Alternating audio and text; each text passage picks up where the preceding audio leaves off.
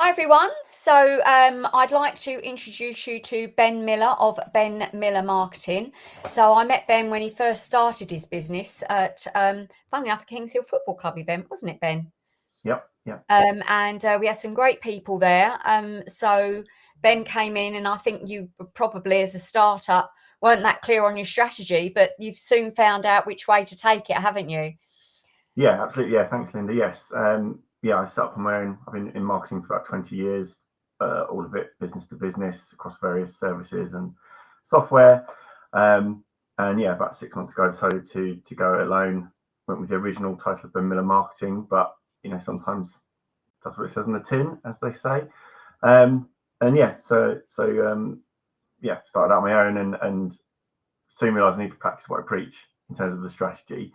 So, new clients. So I was trying to go for everyone, and then I just, what would you, if you went into a new business, what would you say? You would say, right, where's your experience? Who's your target audience? Niche down. Don't try and appeal to everyone. So, yeah, I'm targeting, and my experience is B2B businesses, primarily in software and tech backgrounds, but across multiple sectors. I spent a lot of time in automotive, selling software to automotive providers. So, yeah, I think the strategy is to lean into that experience because it gives me more weight and credibility, and I can just be really focused in my So messaging. with the automotive industry, I mean that's so competitive, isn't it? Yes. Yeah. So, Yeah. they've got to be really good at their marketing, haven't they? And do you find that working with, because obviously they're bigger companies, do you find that working with them that it's easier for you because you come from that industry to be able to work with them? Yeah. It gives you credibility and experience, and people like a safe pair of hands. They want people from the same sector. Now, part of me is really against that because you all end up sounding the same.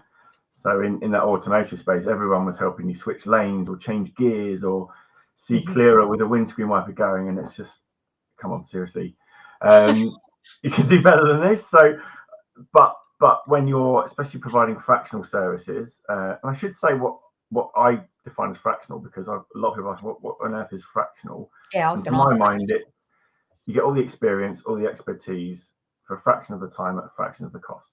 So it's for those businesses who want access to 20 years of experience but don't need it full time and don't have the budget. They can have someone of my experience or equal for a fraction of that time to help set strategy and guidance and make sure they're doing the right things in the right way. But yeah, they don't have that continual overhead. So that's my definition of fractional. I mean, it might differ for other people, but that's kind of where I think it sits in. Okay, well, that's really good. I mean, you wrote a Forgot what the blog. original question was. Yeah, that's all right. You wrote a blog which was marketing doesn't work for you. Now, I've had people say that when I was running the social media business with my daughter. Yeah. It was like, what's the point of doing it? And to be fair, when I first went into business with Elle, I didn't realize that social media was marketing. I thought it was, I don't know what I thought it was, but Yeah. I didn't think it particularly worked. So although I fell into it, I didn't believe in it really. But obviously I soon did start believing in it because I could see the results we were getting for Hmm. clients. But you actually relate it to the dating sort of scene. So I found that really interesting. What made you link it to that? It's a phrase I've used in the past, actually, in boardrooms and with clients and other people. I've heard other people use it as well. So it kind of gives me validation. But yeah, it was just people expect marketing to work instantly, and like we were discussing just before, yeah, it might work if you're selling a pair of socks. You might send an email and people go, "Oh, well, they look cool. I'll buy them for £5." But my background is all business to business software subscriptions primarily that are a minimum 12 months, maybe 36 months, 5 to 10 grand a year. And people still expect to send one email and get leads in the next day. And it just doesn't work because of the size of that investment. And also in those businesses, you've got very different people you're trying to sell to. So you've got IT are probably involved in the decision, procurement, your target audience, which might be marketing or sales, but you'll have loads of different stakeholders in that decision. So, relating back to the dating, that what I said is it's like going up to someone and proposing straight away when it's the first time they've met you. It just never works. It's just a bit weird, if anything. So marketing is more about building trust, building familiarity, sharing insights for free, not always selling. So I think the first, the marketing doesn't work. My first thing was, you believe life's a pitch, and you're just constantly selling to people and you're not giving away free insight or useful information that builds trust, builds demand for what you're selling. If you're selling something that no one's aware they even need, you need to create that demand for it before you can try and sell it, and build that trust over time. And then, based on the data and the buying signals, that's when you might propose an engagement, so to speak, further down the line, when they're familiar with your brand and your offering. And that's the kind of the dating side of it, was just be there, keep showing up, keep sharing yourself, keep revealing what you're about and your business is about and what you stand for. And then when that person is in the right frame of mind, you might have a chance of a marriage made in heaven. Can I just take you back? So you talk about they provide software programs. What type of software programs are they? What sort of thing is it that they use, these big £10,000 a year things? So the ones in my experience, so one of in the automotive space, I spent a lot of time working for Glasses Guide, and those of a certain vintage will remember the little book the dealer pulled out. So we were selling data and insight on a subscription basis, and the book has gone, but it was access to vehicle data, information and insights, trade valuations, retail valuations, average days to sell, loads of different data points that would help dealers, OEMs make more informed decisions. And so that software would sit across their business and touch all of their departments. So you've got lots and lots of people who are going to use it and be influenced by it. So that the buying committee is very big. And when that's the case, you can't just expect to send one email, one message, or run something for a month. Good marketing in that space takes 12 to 18 months of repeating the key messages, but then tailoring messages for your different buyer personas on that committee, so that you're talking about IT security for the IT person, you're talking about increasing sales and how you help the sales team be more efficient to that decision maker. So you just need to make sure you're touching all those bases continuously. So when the time comes, you're front of mind. How do you actually, do you use emails and social media, and what sort of tools do you use? You have at your disposal to provide them? And you go in as the marketing manager? I mean, my daughter's a marketing manager, and she's involved in the website and in exhibitions and everything.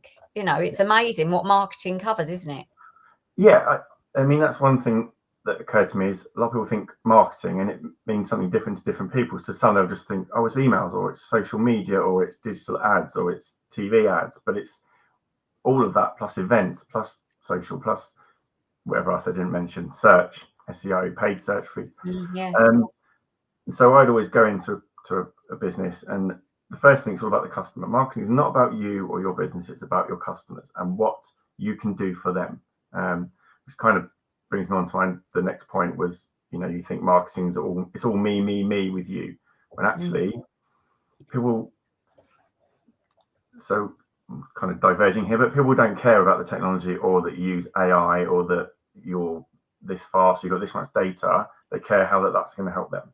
So going back to what you were talking about, the first thing you do is the strategic element, the boring behind the scenes bit before posting on social, is understanding your customer, what their pain points are, how you help solve their pain points, make their life better, easier, make them more money, save them money, whatever it is, and how you do that, and be clear. Don't talk about our technical neural network gives this data, means nothing. We help you save time and money by doing X, Y, and Z. And then find out where that audience is. Are they at trade shows? Are they on LinkedIn primarily? Are they on Facebook?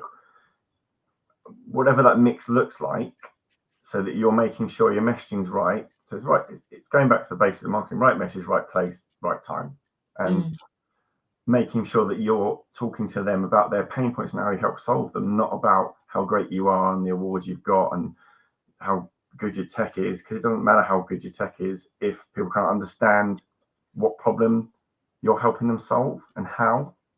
So that's where I start, and then you get into the tactical element of, right, are events a good fit? What's worked in the past? Is there any historic data? How do emails perform? Which emails perform best? What can we help our clients with before they get ready to buy? So in the B2B space, for example, only 3 to 5% of your audience are in position to buy at any one time. So most of your marketing needs to consider that 95% and building your trust and recognition, so that when they're in that 3 to 5% window, you're front of mind and you're invited to the table to pitch.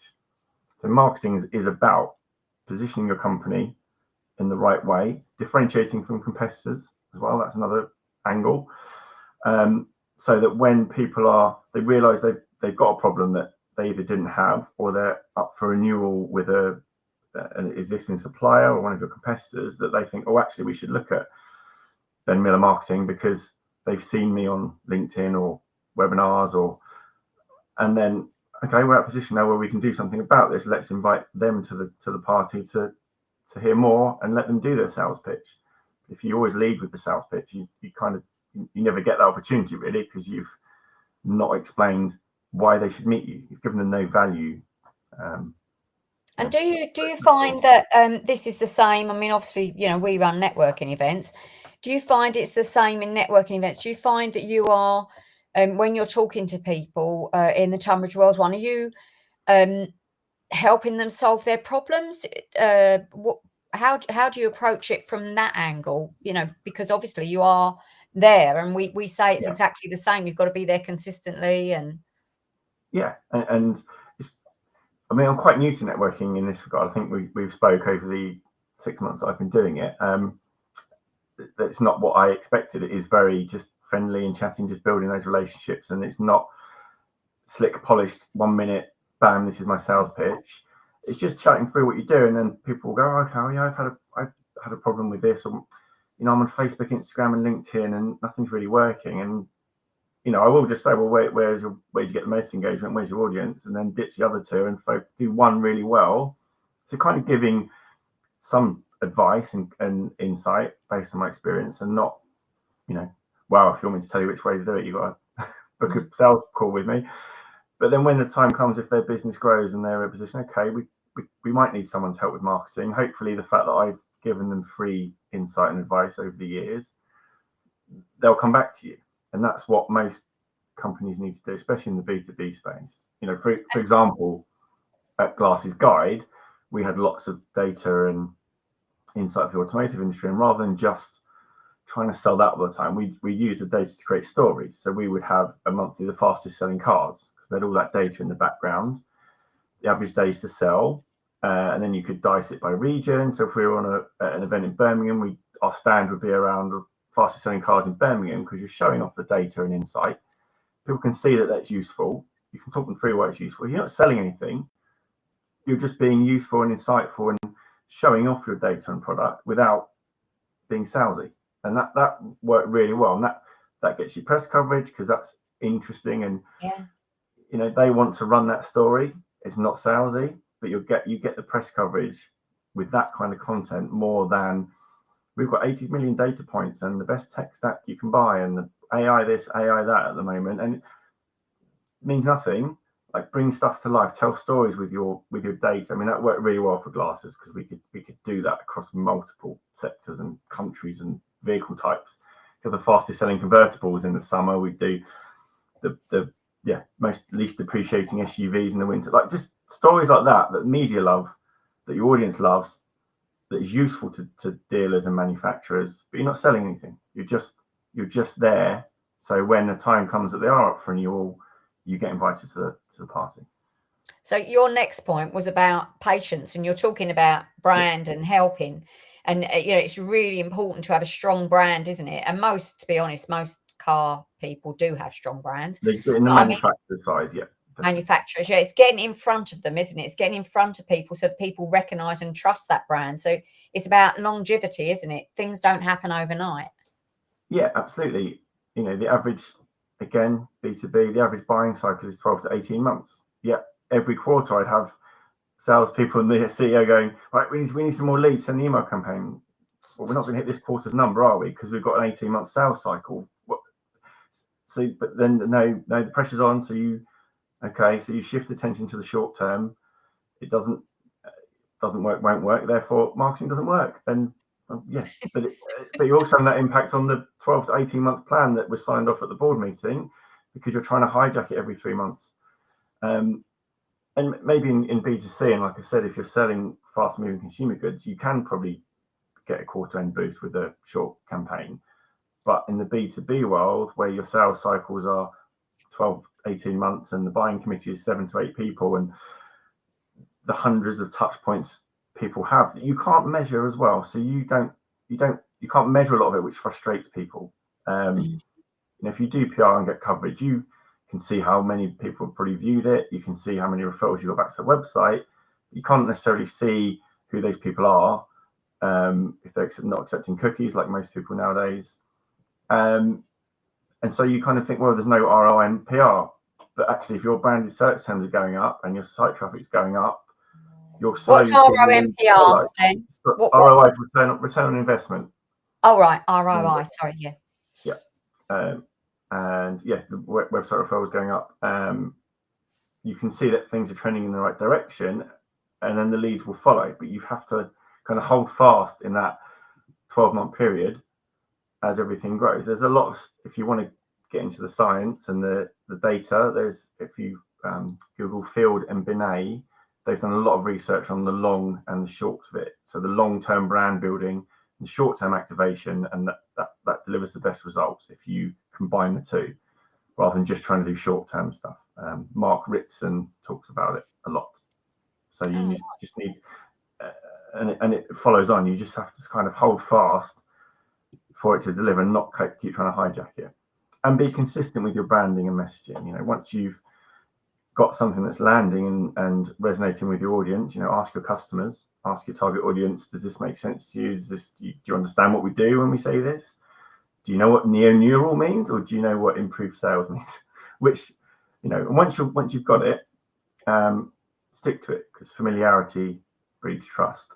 If you look at some big consumer brands like Kit Kat, have a break, have a Kit Kat. That's been around for I would say decades now, and they keep playing on it slightly and use different channels and different technology, but the message is the same. Everyone knows, have a break, have a Kit Kat. That's and that's the same with B2B. You need to stick to that messaging. And even the sound of the Kit Kat, isn't it? The sound of the Kit Kat breaking. Yeah.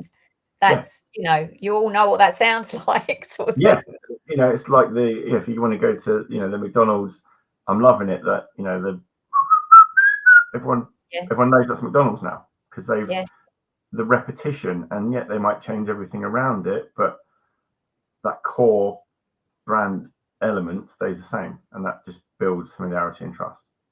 So what do you think? I mean, obviously some people they change their brand, after 2 years.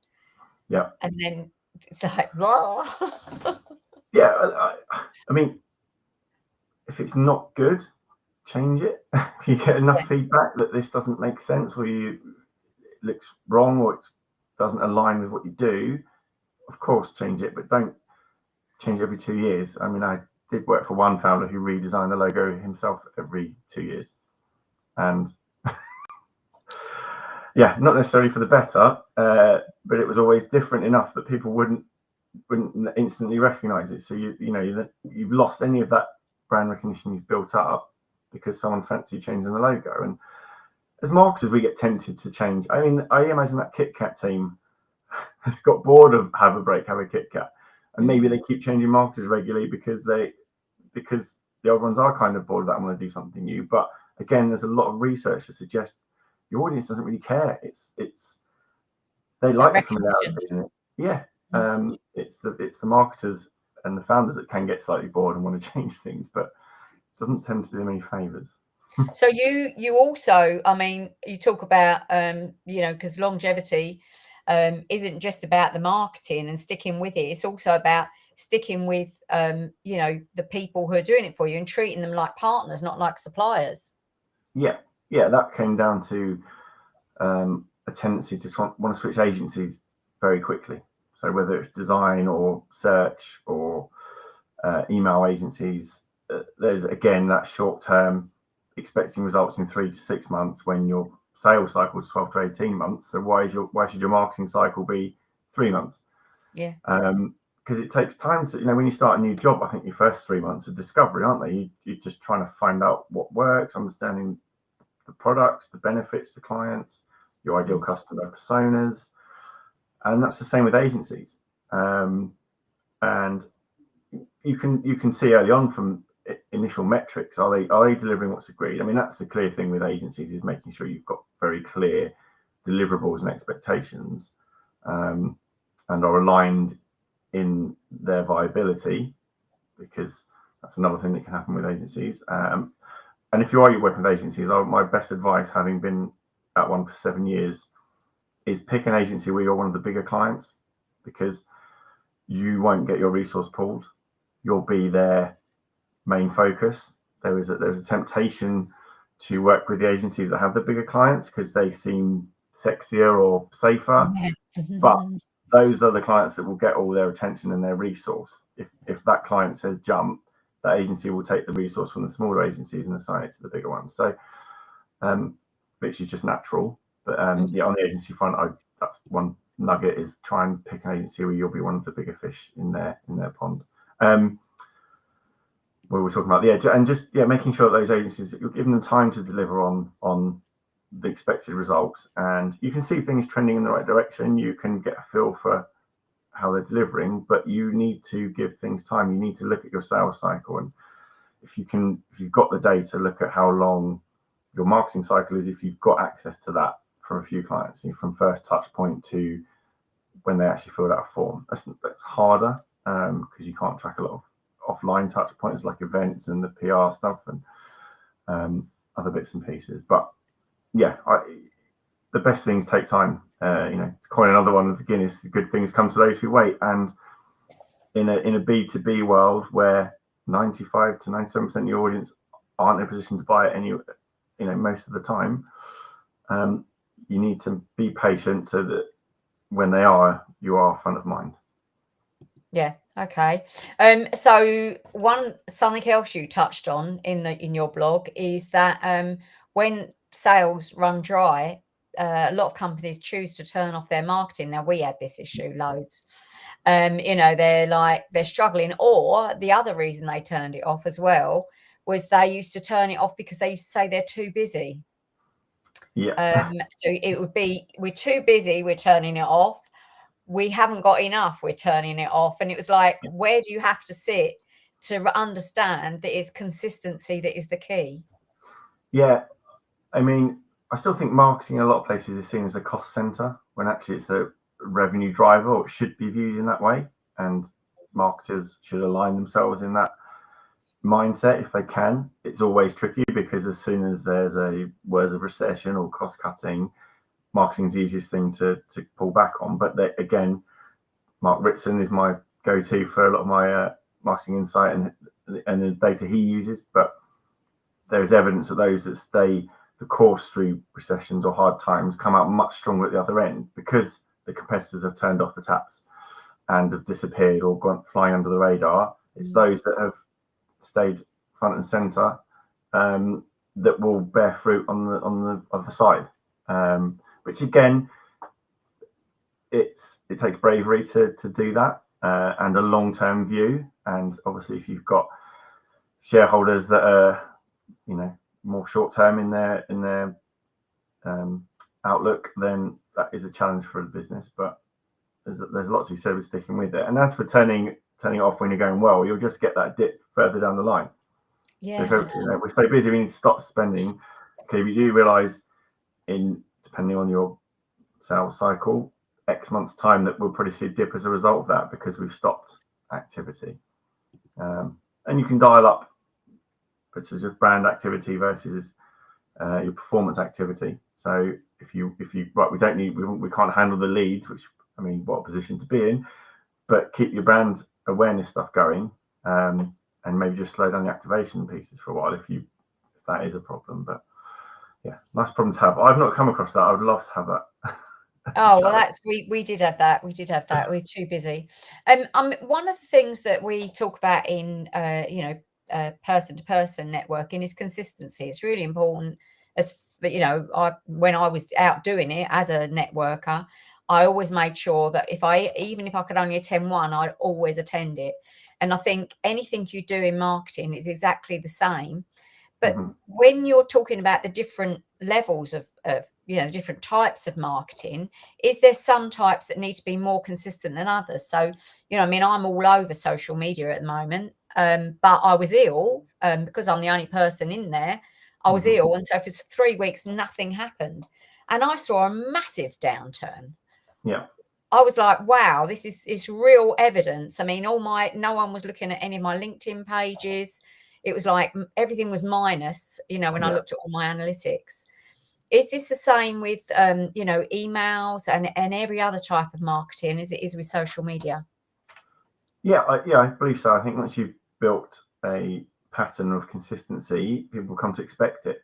And when it alters or drops off, people will notice. I've been at trade shows, and we might be there our 5th year, and then all of a sudden someone who was there every year before isn't at this trade show, and they're always at that trade show. And why aren't they at this one? And you just start, maybe they're either doing too well or not well enough by the sounds of it. But so I think there is that expectation gets set that people either start to worry or start to gossip as to why you're not doing as much. And I think with social, like I do maintain you're better off doing one channel well than loads poorly, depending on the resource you have. But we'd all have to do them all brilliantly. But I've just stuck to LinkedIn. I haven't got capacity or bandwidth to tailor content so it looks good on the other channels. Yeah, you can get software that just sends it out, but you kind of need to do it properly if you're going to do it. So stick to one.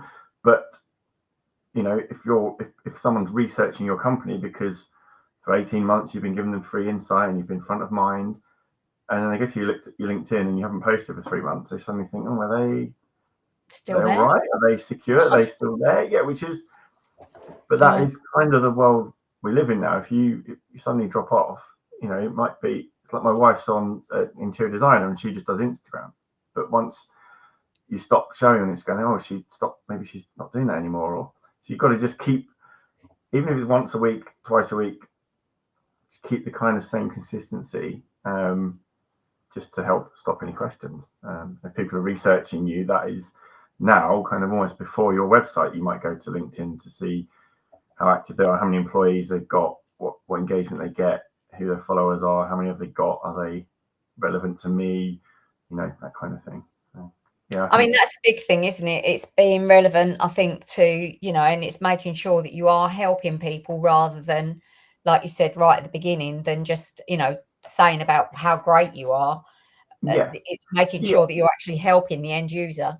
Yeah. So there's being consistent on LinkedIn, but being consistent with buy now. Like that's not going to work either. And a lot of people see social media, we need to post on LinkedIn because we need something. We either need people for a webinar, or we need people to visit our stand, or we need awards nominations.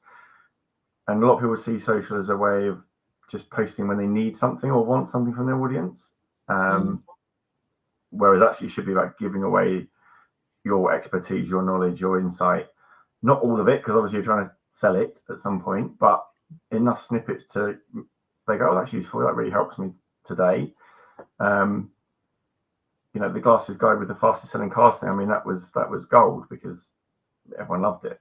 So if you can do something like that with your data or your software, or just if you see trends in the way clients are using your software, that can always be useful. So I worked at a company that supplied facilities management software to Tesco, and we were trying to look into the data, like, are there seasonal trends for aisle cleanups, or I don't know, certain kinds of accidents, or certain shoplifting peak at certain times of the year, because we had that data.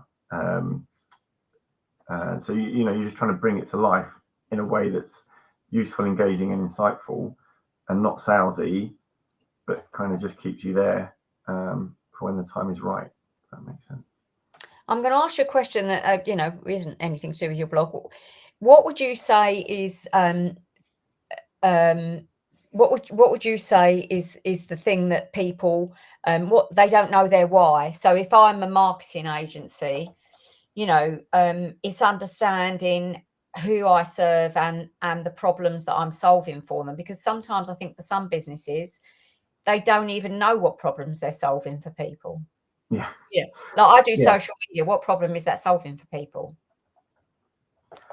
Well, giving them visibility and giving them a presence in the places where their audience are. So making sure that they're front of mind when their audience is ready to buy. That's the kind of problem you're solving there. I can't remember what was the bit you started with. Sorry, Linda. I was talking about the, defining the why, unique value, because there's lots of marketing businesses out there. And I mean, when we were doing it, and my daughter and I, we provided training to teams, which, is completely different again. But that's because a lot of the businesses we dealt with wanted to do it in-house. Yeah. So we did it that way. But I think the ones we worked with, it's very similar to you, that we did go in there and were part of the team. So Elle generally would go in there once a week, and everyone was like, "Morning, Elle, do you want a cup of tea?" Do you know what I mean? That sort of thing. An extension of the team, yeah. It's, I guess from my services, it'll be taking a lot of the weight and responsibility off of founders. So the clients that I'll typically work with are at a point where they've been doing it themselves and they now need to either potentially work with an agency, which great, they've got loads of resource, loads of experience, but they're quite expensive and you're paying a lot for project management. So right for some, not for others. You get a junior hire, which will be great. They're full time. They've got a lot of enthusiasm, but perhaps they haven't got the experience you need, and they still require a lot of the founder's time and a lot of hand holding to make sure they're doing what the right things, or what the founder wants them to do, which might not be the right things. That are opposed to that approach. If you've got a founder who's really good at marketing, gets that it's not about them and it's about the audience, then that can be great. Or you've got someone like me, a fractional, more senior hire who has got loads of experience and expertise, can hit the ground running and can take a lot of the burden off of the founder and communicate regularly, but are not there all the time. And don't have the army of resource that agencies have. I mean, I've got a network of designers, SEO people that I can bring in as required, but I can help set the strategy and make sure the business is focusing on the right things and saying the right things. The clients I've worked with, the first things we've done are customer surveys and founder surveys to find out where the two align, and then that's where you build a messaging around that. So you're not building it around just what the founder thinks or just what the audience tells you. You're kind of finding those 3 or 4 key pillars of messaging that you are the ones you keep hammering, because you as a company or founders think that's what you stand for, and your customers will validate it, and that's the gold. That's gold. That's where you want to be. Yeah. And that's the bit that people don't often do. They just think we need to do marketing, right? Social, emails, but they don't. Right, take a step back. What do you want the business to stand for? What do customers say they stand for? Who is your ideal customer? Have you got customer data we can research? Have you got call recordings with customers and sales teams? So with AI now, you can take those transcripts if you're recording them, and AI will be able to help you pull out the key pain points that customers say you help with. Your customers are, and I do think existing customers that get neglected because you've kind of won them. So we won them, great. The excitement is in winning new business for a lot of small companies, and that, of course. But your existing customers are a goldmine for understanding them and helping you build that ideal customer persona, and really targeting that and speaking to that audience rather than trying to speak to everyone and resonating with no one.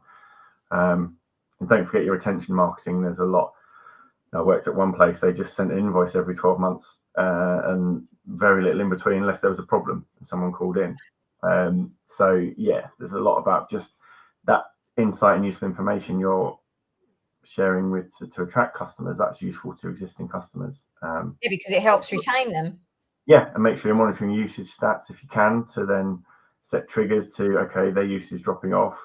Let's give them a call, make sure they know how to use the system, or quite often someone's left and someone new's joined, they don't quite know how to use the software you're providing, so they just need some training, because if that usage drops off, they're less likely to renew. So I've got a tangent there, but retention marketing is such a big thing. That customer lifecycle management is critical, like onboarding and adoption. And then for your high usage clients, that's an opportunity to cross and upsell if there's other additional bolt-ons they can buy or other services you offer.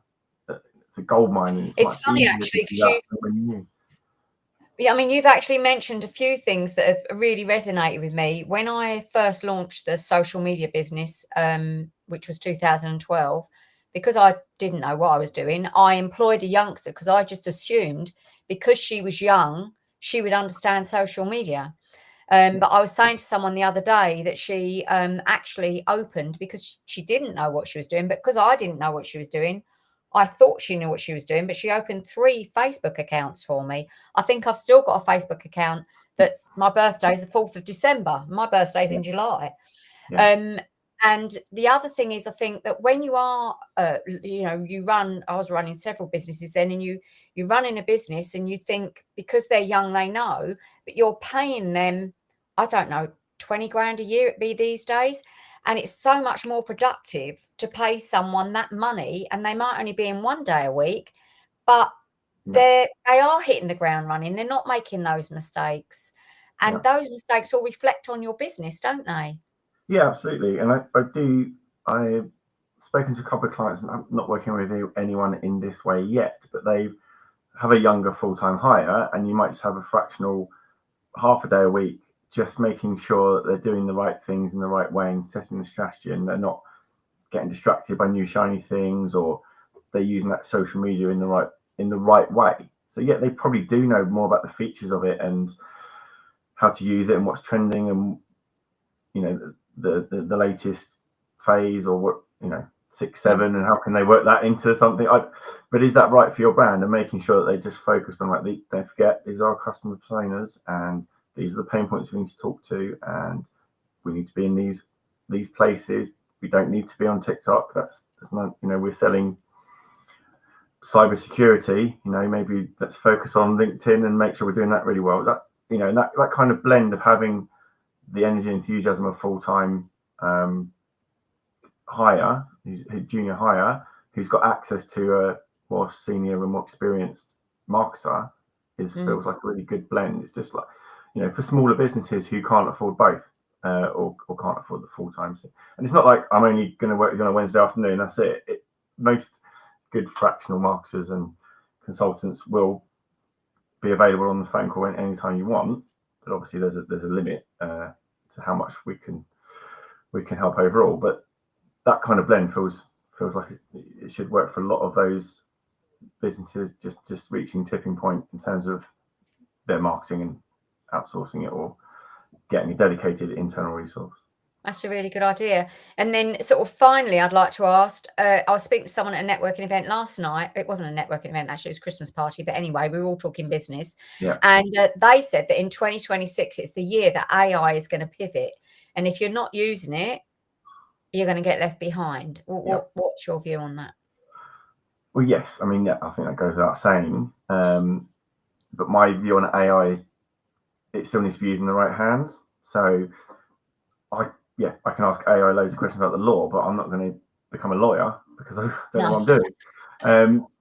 Marketing's maybe not as critical as law and breaking the law, but it still stands. I think if you're a salesperson thinks, I can just use AI to do marketing, you'll still send out loads of sales messages, and you still probably won't do the whole ideal customer persona piece.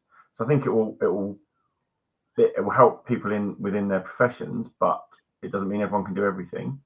In terms of content production, I think the real saving will be behind the scenes and operationally. So in terms of using HubSpot or your CRM, I say that because that's the one I'm most familiar with. CRM is client relationship management software. You still need, that can help drive efficiencies there, and you can deliver more triggers that automate certain reports going off, but that still comes back to the quality of the data in the system. So you can have all the AI you want, but if your client data is rubbish, it's still not going to help there. So who knows where it's going to go next? It seems to have evolved so quickly, so rapidly.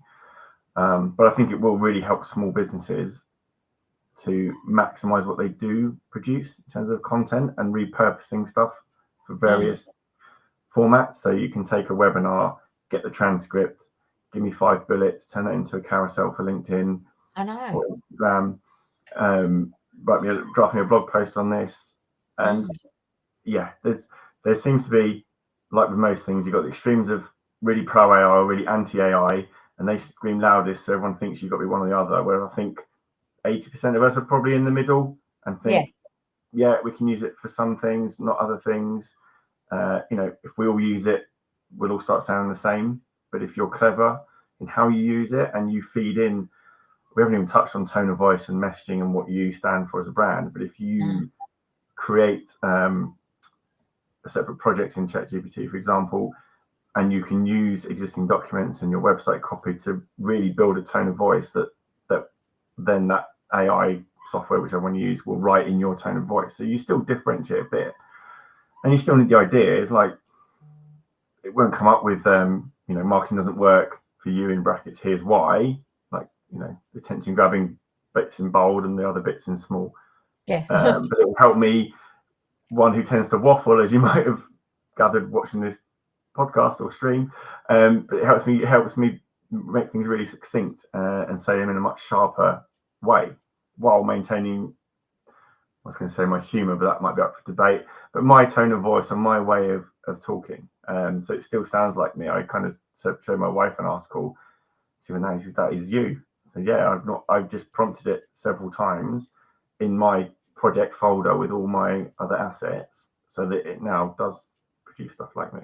And for small businesses, really good. Funny enough, I went to another networking meeting, and the woman, she did a presentation on AI, and she said, everything you do, it's what you put in, and if you put it in right. So for you, would you use that for a customer and put in their voice to help absolutely. you? Yeah. Absolutely. Yeah. Every client has its own project folder with all of their information, their product sheets, their website, if they've got existing tone of voice guidelines, brand guidelines, that's all in there, because it helps them stay unique in a world of AI filtered or produced content. But it still needs to be, it's like anything, you put rubbish in, you get rubbish out. So if you're not using good prompts and you're using generic assets to feed the machine, it's still going to put rubbish out. It's like going back data. It's all about software, but it still came down to the quality of the data. I think that's the same with AI. Yeah, it's AI this, AI that, AI is everywhere, but it's still right. Learning how to use it, going on courses. I mean, I've done a few training courses on content production, image production, and video production with AI, and it makes you realize, okay, it's not as simple as just going, do me a video of a juggling clown or whatever. You need way more instruction. It needs way more guidance than actually produce anything worthwhile. I mean, that will probably change over time. But yeah, who knows where it's going to go next? But certainly everyone should be using it in some capacity, even if it's just a brain dump. Like, if I'm on a dog walk and I have some ideas, I just speak into ChatGPT and it will just succinctly give me a summary of what I've thought about, and that idea is not lost. Whereas before, I'd probably just can't bother to type it, can't bother to voice record it and then do it myself later. It sounds really bad, but no, we all do that. We all do that. Yeah. So then you forget. It's been gold for me. Ideas that would have been lost or I wouldn't have had the time to action, I can now bring to life a bit more. Like, there's one on that 6-7 trend and how you could use that for your brand. I know what 6-7 means if you're talking about the percentage return on investment on XYZ, or I know what 6-7 means if you're talking about how much car values dip if you're a data provider. So you could anyway. Very interesting. Thank you so much, Ben. How do people get hold of you if they want, marketing strategy, anything that you provide? How would they get hold of you? So website is benmillermarketing.co.uk. I've kept it all nice and simple. On LinkedIn is Ben Miller Marketing as well, and or find me at some synergy networking events in the future. Yeah, brilliant. Okay. Well, I will see you on Tuesday. Is there anything else you want to add? No, just thank you for the opportunity to do this. It's the first time I've done anything like this, so it'd be interesting to see how it comes out. But hopefully there's some useful insights in there. And I don't think I proposed to anyone on the first date, so practice what I preach. in that regard. Absolutely. Yeah, hopefully some nuggets people can take away, and yeah, I think there definitely are. Hopefully. Okay, thank you so much, everyone, for listening. I think there's lots of useful information in there for anyone who's looking to do marketing for their business.